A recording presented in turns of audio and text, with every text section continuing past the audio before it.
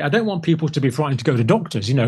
Doctors can still save your life. It's still, if you've got an appendicitis, a surgeon will save your life. I'm not gone anti-medical, but we've gone far too far down the medicalization route.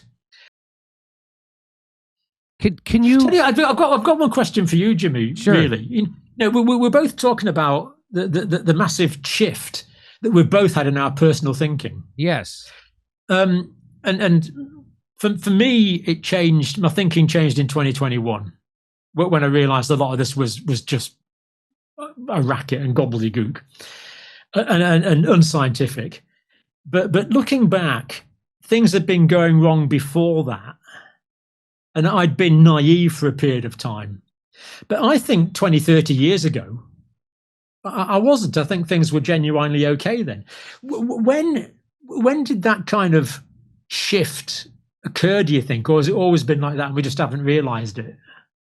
I think it's always been like that. I've read things about the Rockefeller takeover of modern medicine, right? If you know anything about that, you know that he wanted us to use petroleum-based medicines, and they kind of made every other kind of medical treatment seem like quackery, right? And so they were able to get rid of everybody except for the osteopaths, right? So somehow they were able to hang around. And so that I see an osteopath treating me for my COVID injury. And so they're great. And if you go back, it's the fact that if you look into even the smallpox vaccine, right? People talk about it like it's it was the greatest invention in the world. And it turns out people actually revolted against it. And the towns wouldn't allow them to give it to their kids anymore. And lots of the things that are attributed to vaccines, a lot of the health benefits attributed to vaccines were already wiped out before because of proper sanitation, less pesticides, things like that. So I think it's been going on. And then, of course, in the 80s in the United States, they got the shield from lawsuits, the big pharma did, to produce vaccines. And so that was the beginning of the end. That was maybe the middle of the end. I don't know, but we've been going through this, I think, for at least since the beginning of the 1900s. And it just got ramped up when they got that immunity shield. It passed through Congress in the 80s. And that's when the vaccine schedule went from like 6 shots to 72 shots in the United States.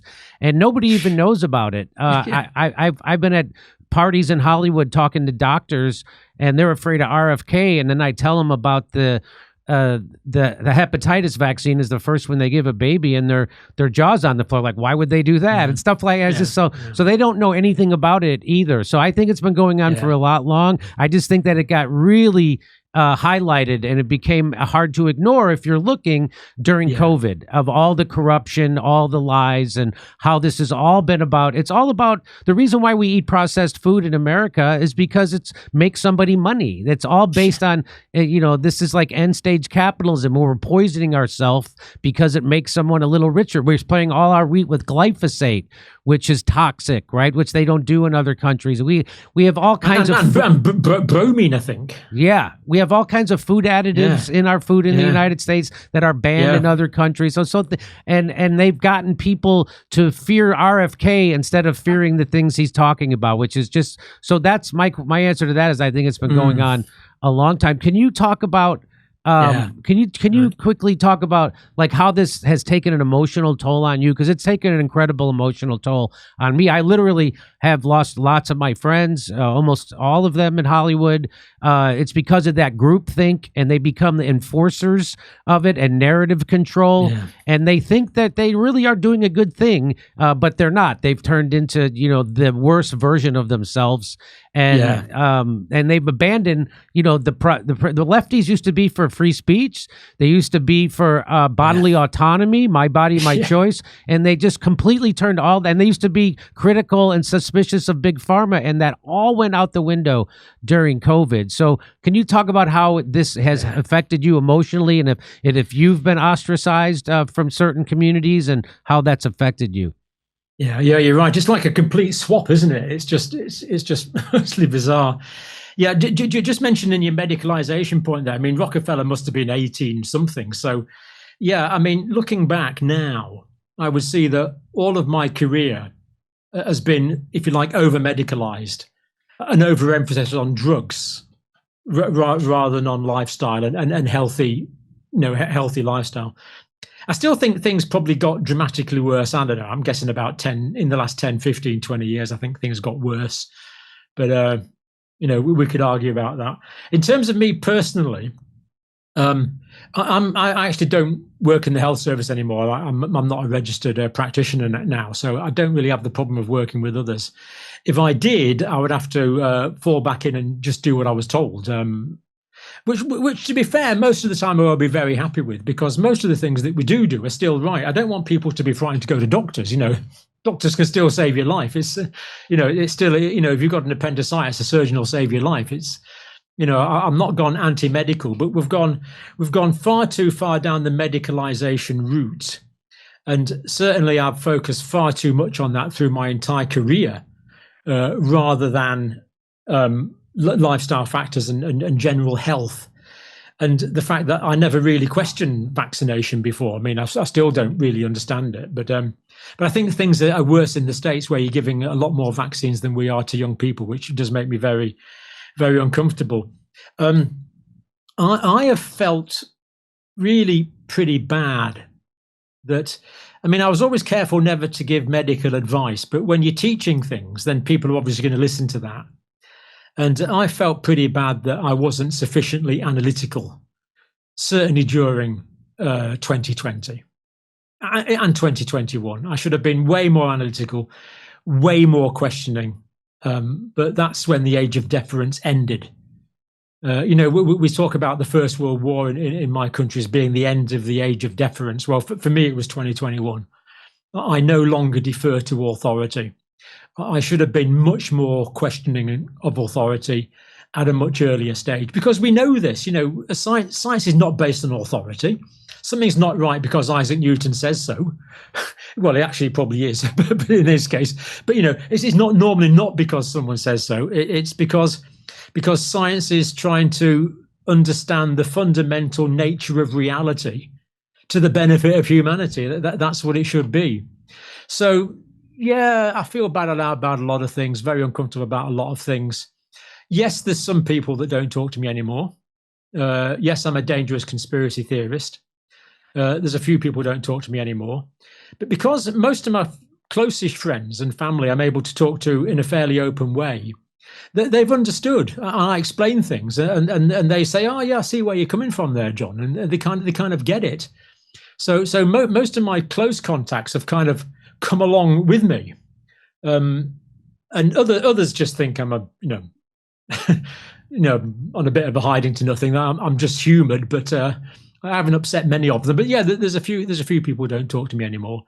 But that's kind of okay, because throughout this entire process, I have met some wonderful people around the world.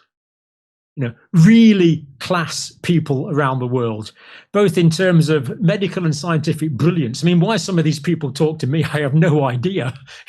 I have world-leading professors and researchers coming on the channel talking to me. Beats the heck out of me, but they do.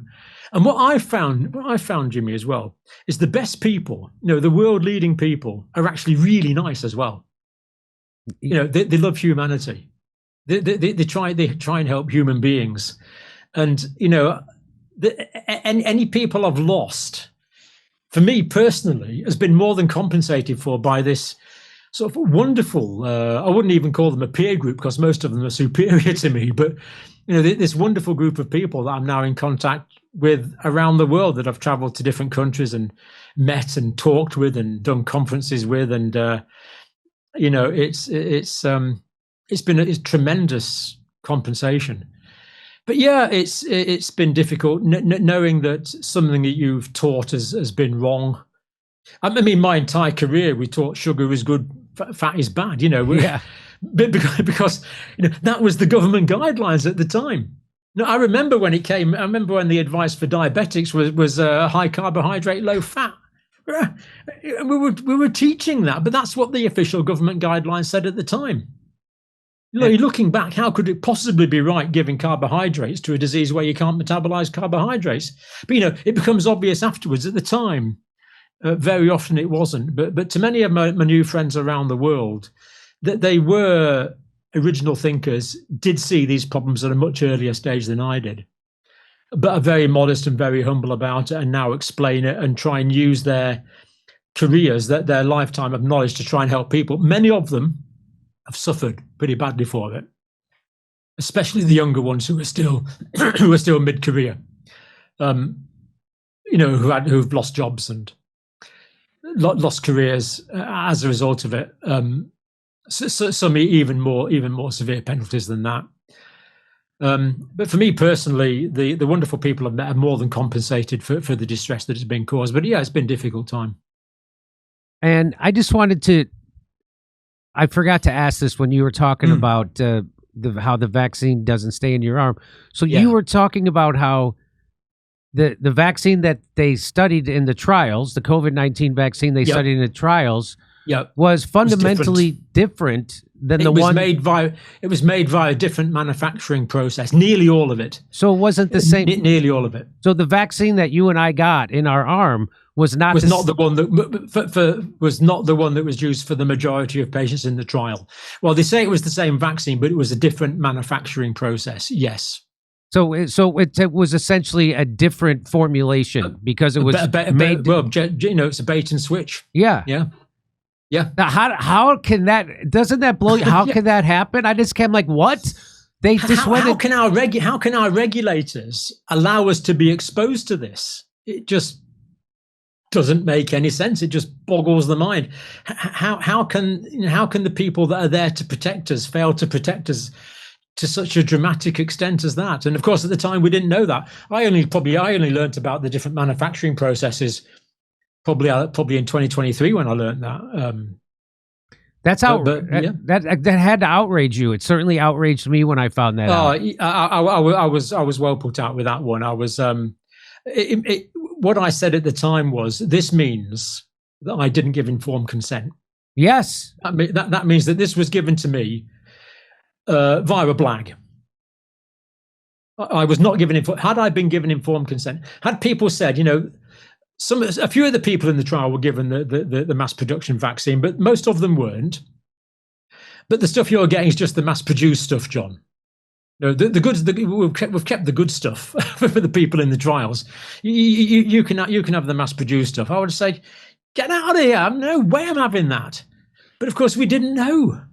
We were told it was. Or what was the words they used?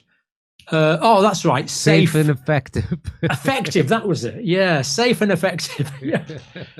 Oh, come on. Yeah. I mean, you've got to make a joke of it, because otherwise I would get. Sometimes I get angry. Yes. Sometimes I do get pretty angry, and not so much for myself, but when you meet people like Breanne Dressing, who I've interviewed. Yes, I've vaccine interviewed injury. Mm-hmm. It's appalling. Appalling. She says she's rolling in cactus all the time. Yeah.